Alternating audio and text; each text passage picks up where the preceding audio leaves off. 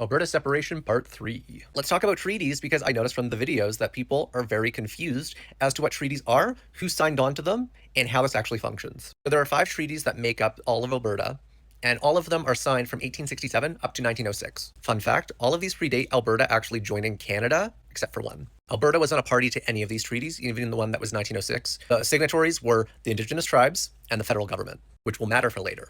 Okay, so what are treaties and how should we interpret them? The interpretation of treaties has evolved throughout the centuries, and there's a right way and a wrong way to interpret them. There's the old way, which is the wrong way, which I saw people commenting that it was land sale. It is not land sale because that was not a concept in Indigenous culture. And in the 1996 Supreme Court ruling, the Supreme Court said that it had to be interpreted as Indigenous people at that time would have interpreted the agreement. So it's a land sharing agreement between two sovereign entities. And as I said, the signatories to these treaties are the federal government and the Indigenous tribes. Additionally, in Section 91 of the Canadian Constitution, which is the British North America Act of 1867, Indigenous stewardship is the sole purview of the federal government and not the provinces. This means the provinces have zero ability to alter or invalidate treaty agreements. And they cannot take over it without agreement between Indigenous peoples and the federal government, because it has to be a legal transfer. Both parties need to agree to the transfer. Another thing that people are getting confused by is in 1930, there was a piece of legislation passed that gave Alberta control over its natural resources. This is called the Natural Resources Transfer Agreement,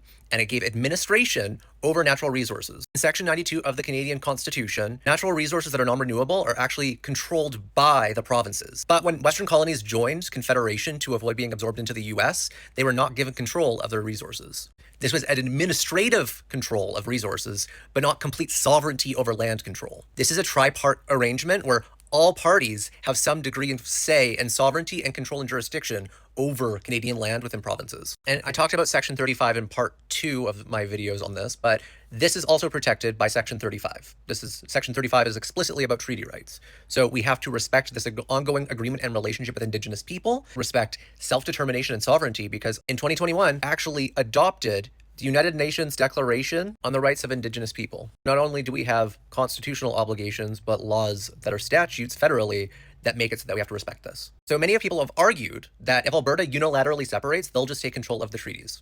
That cannot happen. If they separate, the legal agreement, both internationally and domestically and constitutionally, will be between the federal government and the Indigenous tribes. If that happens, and this is the case, Alberta's territorial integrity won't be valid under international law and will be challenged, meaning that it can't be recognized as its own state, and as such, can't form trade agreements, treaties, or even join the UN. And Alberta separatists, you can't claim that federal overreach is immoral and then violate Indigenous sovereignty to achieve your own autonomy, because you're just doing the exact same thing that you're claiming is being done to you.